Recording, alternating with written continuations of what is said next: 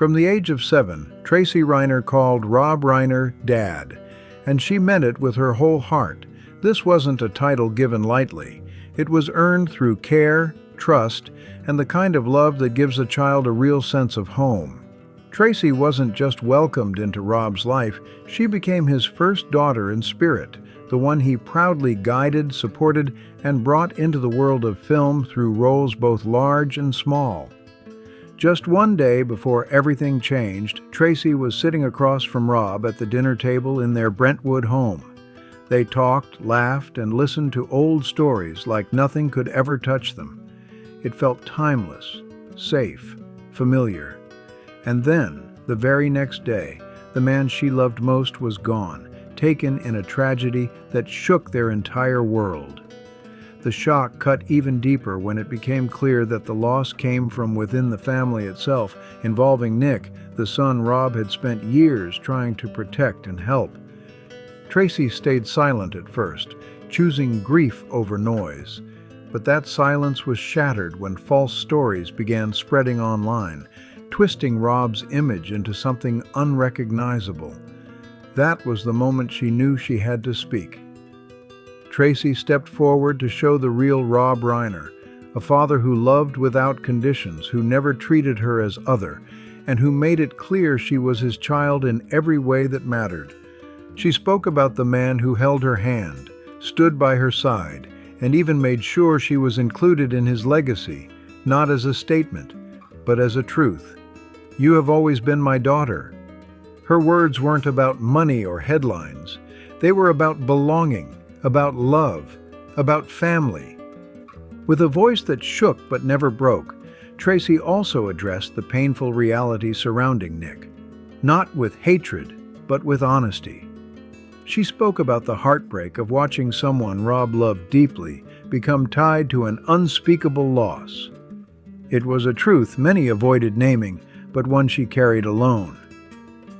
After the tragedy on December 14, 2025, when Rob Reiner and Michelle Singer Reiner were tragically lost in their Brentwood home, Tracy seemed to fall into a place beyond words. The man who chose her as his daughter back in 1971, the man she trusted with her whole world, was suddenly gone. In the early days, she barely held herself together. Standing before the press, she whispered a single broken sentence. "I come from the greatest family I've ever known. I don't know what else to say. I'm in shock." That was all she had left. But the pain didn't stop there. When Tracy later opened social media, she was hit with cold, ruthless comments that felt cruel beyond belief. People reduced her father to political arguments, twisted fragments, and opinions stripped of humanity. Some even showed satisfaction over the loss, and that cut deeper than anything. Each comment felt like another wound reopening. They spoke about Rob as a symbol, but none of them knew him the way she did. They never saw him in the kitchen, never heard him ask, "Did you eat?" or "Are you tired?" or "Do you need your dad right now?" Tracy sat alone in the house, holding a framed photo from long ago, Rob carrying her when she was 7. That was the moment he chose her, not through blood, but through love. He gave her his name, a home, and a place to belong. That memory brought both tears and fire. Anger that strangers were trampling the most precious moments of her life. Anger that they never knew how gentle, steady, and protective Rob Reiner truly was as a father. So Tracy spoke again, not to argue, but to tell the truth. "If people only remember my dad through controversy," she said through tears, "then let me say this. My dad loved us with everything he had." This wasn't defense, it was testimony. Every word pulled her back to the beginning, to the moment a 7-year-old girl looked up at a man who knelt to her level, smiled, and changed her life forever. Tracy Reiner was born in 1964 in Albuquerque, New Mexico, into years that felt quiet and incomplete. Much of her early childhood passed in her grandparents' home, filled with routine and silence, without the steady presence of parents. Her biological parents were largely absent, And during that time, Penny Marshall was working nonstop to find her place in Hollywood. Days began early and ended late, leaving Tracy in a long stretch of waiting for calls, for weekends, for reassurance that someone would show up. Whenever she asked about her father, the room would go quiet.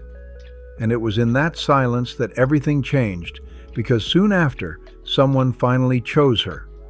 From an early age, Tracy Reiner learned to stay quiet, careful, and agreeable, almost as if she feared taking up too much space. She moved through childhood trying not to be a burden, always watching, always waiting, always hoping she wouldn't be left behind again. Everything shifted in 1971, the year Penny Marshall married Rob Reiner. To Tracy, Rob first appeared as a stranger, tall, calm, and steady. But there was something different about him. His voice was low and warm, and whenever he spoke to her, he bent down to her eye level, as if making sure she felt seen. Just months after the wedding on April 10th, Rob officially adopted Tracy when she was only 7 years old. There were no cameras, no flowers, no dramatic celebration, but to Tracy that day carried the weight of an entire lifetime. When she took the Reiner name, she didn't understand the legal meaning, but she felt something deeper than words. She felt chosen. She felt kept. Rob placed a gentle hand on her shoulder and spoke quietly, careful not to break the moment. "From now on, you're my daughter, Tracy. I'll always be here for you." The words weren't loud, but they planted themselves deep in the heart of a child who had always feared being forgotten. From that moment on, calling him Dad came naturally, without hesitation or doubt. Throughout the 1970s, Tracy grew up in the Reiner Marshall household in Los Angeles, a home filled with laughter, film scripts, and endless conversation. Creativity was everywhere, but so was warmth. Rob often brought her to the set of All in the Family, letting her sit on his lap between takes. He would joke with a half smile, saying, "I play the meathead on TV, but in real life I'm actually pretty smart." Tracy would giggle, gripping his hand tightly, feeling safe even in a loud adult world. No matter how busy life became, Rob always made time for her. He read bedtime stories, listened patiently to half-finished school tales, and never rushed her feelings. In the backyard, he taught her how to throw a baseball, even when the ball barely left her hands and dropped at her feet. Rob would just smile and say, "That's okay, you're learning." Without realizing it, he was teaching her something bigger, that love didn't need perfection, it just needed consistency. By the late 1970s, as Tracy grew older and more aware of the world around her, she understood something clearly. Rob wasn't just her mother's husband. He was the person who listened to every question, every worry, even the ones she didn't know how to name. One day, after being teased at school, Tracy cried on the couch. Rob sat beside her in silence for a long moment, then said softly, "You don't have to be like anyone else. You just need to be Tracy." That sentence became her anchor, something she carried with her for years. By 1980, Tracy was studying at the Lycée Français de Los Angeles and went on to organize the school's very first prom at the Beverly Hills Hotel. The room was glowing with lights and excitement, but Rob stayed quietly in the background. He arrived earlier than everyone else, adjusted Tracy's dress, and looked at her for a long moment. Then he smiled and said, "I think tonight you're the director." It wasn't loud praise, but it was everything she needed to hear. When Tracy was 17, Rob and Penny divorced, a fracture that shook her teenage world. She was terrified she would lose another father. But Rob didn't walk away. He stayed steady and present, proving that choosing her was never temporary. Rob never disappeared from Tracy's life, not even for a moment. Every weekend, he still picked her up, took her out for ice cream, and drove slowly through familiar streets. One day, he said calmly, "Divorce is an adult matter, not ours. You'll always be my daughter. Nothing can change that." Those words became the anchor that kept Tracy steady through years that could have easily knocked her off balance. As time passed, Tracy began to explore acting for herself. Rob never pushed her and never dressed the path up as glamorous. He stayed realistic, honest, and steady, guiding her when she asked and trusting her when she didn't. He gave her space to grow while making sure she was never alone. Rob occasionally invited Tracy to appear in small roles and simple cameos, moments meant to teach rather than showcase. In 1987, when Tracy appeared in The Princess Bride, Rob smiled quietly on set and said, "My daughter has to be in a fairy tale film." It wasn't about status, it was about sharing a moment. Tracy caught Rob's gaze, and it wasn't the look of a director watching an actor. It was the look of a father watching his child step into her own world. In that moment, Tracy understood something clearly. Rob Reiner was never just an adoptive father on paper. He was the one who chose her, stayed with her, and loved her with quiet consistency. By the 1990s, Tracy had married and started a family of her own. Rob stepped naturally into the role of grandfather, bringing the same gentleness he had always shown. He stopped by on quiet afternoons, rolled up his sleeves, and held his grandchildren while pacing slowly across the room. Come here with Grandpa. Grandpa's here," he would say softly. His voice carried calm, the kind that made the whole house feel steadier. Rob sat on the floor, stacking puzzle pieces, laughing when the towers fell, never rushing the moment. He told the children simple stories, late nights on film sets, laughter filling the kitchen, and memories of Tracy sneaking out of naps just to watch him write. "Your mom was stubborn back then," he joked with a gentle smile, but stubborn in a very lovable way. Sometimes Tracy stood quietly in the doorway, watching her father with her children. The way he wiped a small mouth, the way he soothed every cry, brought memories rushing back. She saw herself again, small, tired, and always met with patience. One evening, when Tracy felt overwhelmed by exhaustion, Rob placed a hand on her shoulder and said slowly, "You're doing very well. Being a mother doesn't require perfection. It just requires being there." Those words landed deep, just like they always did. Later, when the house grew quiet and the children slept, the two of them sat at the kitchen table under soft yellow light. Rob studied Tracy for a long moment and said, "I'm proud of you. You grew up strong, kind, and loving. I see it in the way you mother." Tracy leaned in and hugged him tightly, whispering, "Dad," her voice steady and sure. What mattered most to Tracy was that even after Rob built a new family, she was never pushed aside. He always invited her to gatherings, always made sure she felt included, always kept the connection alive. After Rob married Michelle Reiner and moved into the Brentwood home in 1989, Tracy quietly feared losing her place. But that fear faded quickly. She was invited over often, for dinner, visits, even overnight stays, like the door was permanently open. The first time Tracy stepped into the new house, Rob smiled warmly and said, "This house will always be your home." Those words erased every doubt she carried. Michelle wasn't distant or cold. She was thoughtful, gentle, and attentive. She asked Tracy what foods she liked, what routines she was used to, and listened without judgment.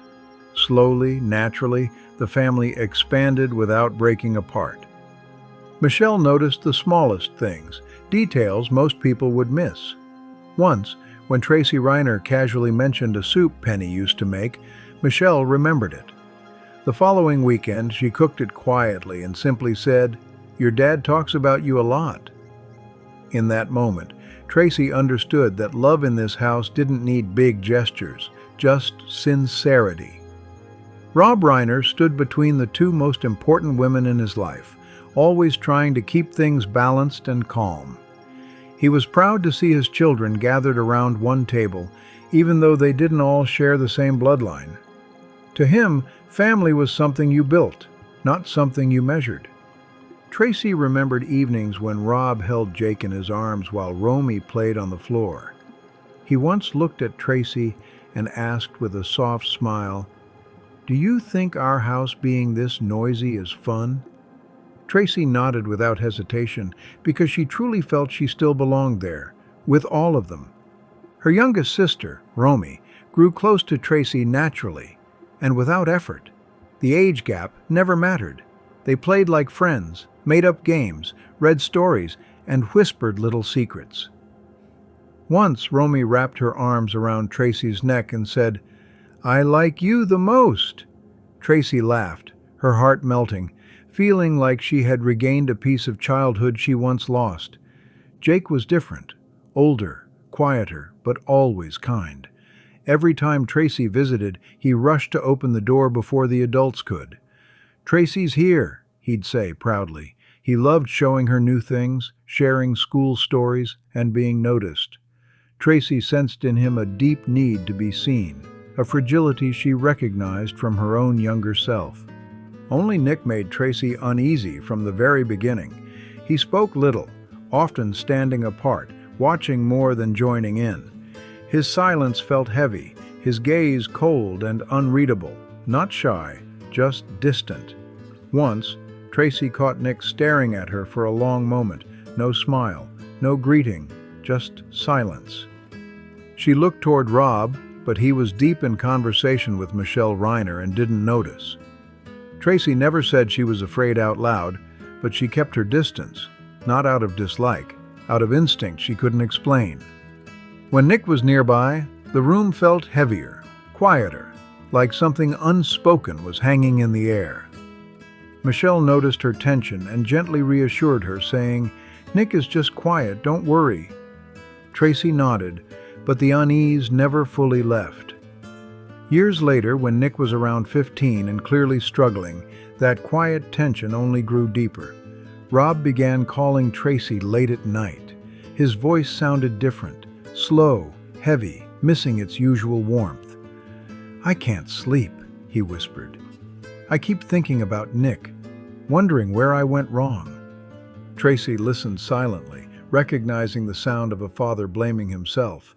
Night after night, Rob spoke about standing outside Nick's bedroom door, afraid to knock, afraid of what he might see in his son's eyes.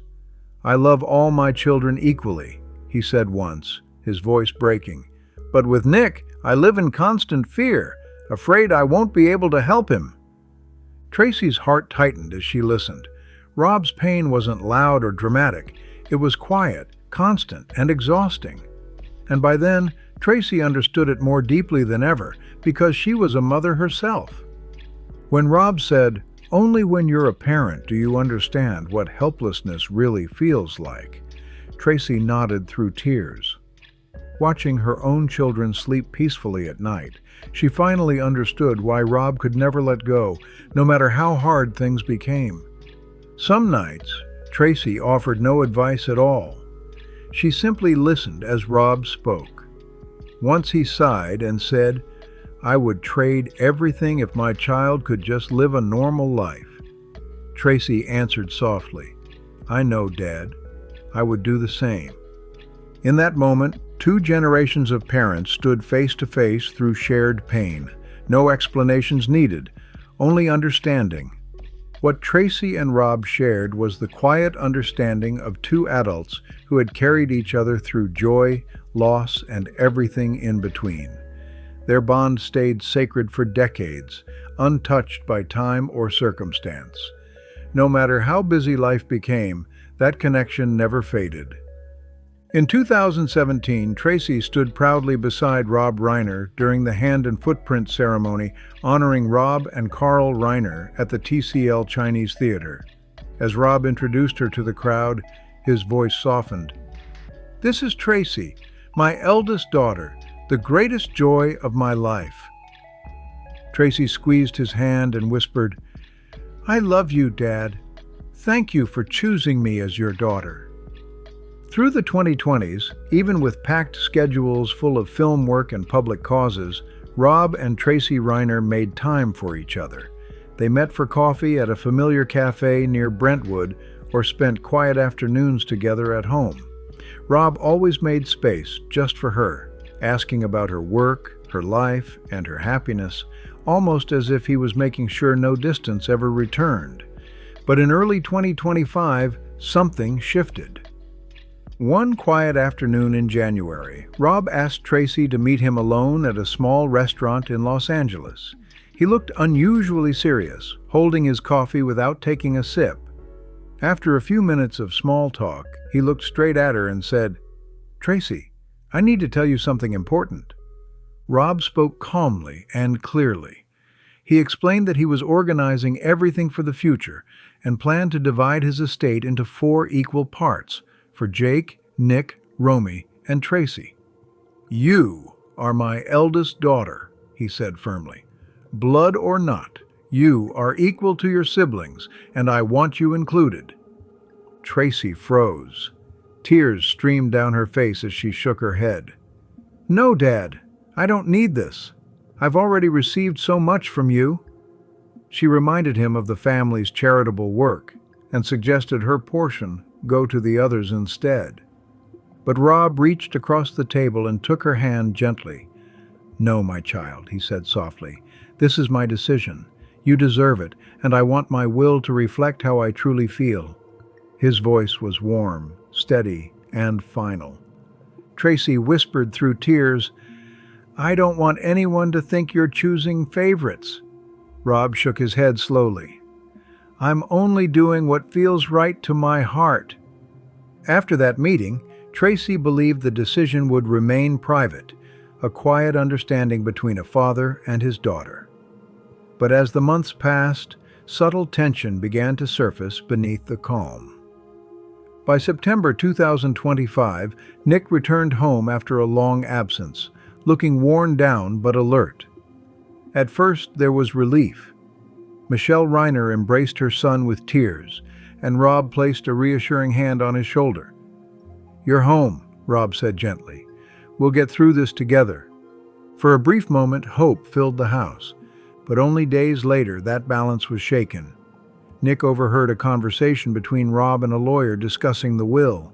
In that moment, he learned the assets would be divided equally into 4 parts, including Tracy. To Nick, who had always felt distant and uncertain of his place, this information landed hard. Old feelings he had never spoken aloud rushed back to the surface. What had once been quiet resentment began to simmer, unnoticed at first, but growing beneath the calm exterior. Tracy, unaware of what Nick had overheard, sensed a shift in the air. Conversations felt shorter, glances heavier, and silence lingered longer than before. What she believed was settled in love had quietly become something complicated, something fragile.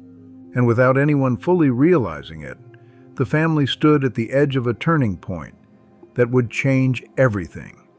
Nick burst into his father's room, his voice raised and shaking with frustration. "Why are you giving anything to Tracy?" he demanded. "She's not even your biological child. I'm your son. I need that money to fix my life." Tracy stood frozen nearby, unable to move, while Rob Reiner looked at his son with more pain than anger. "Stop it, Nick," Rob said, his voice trembling but firm.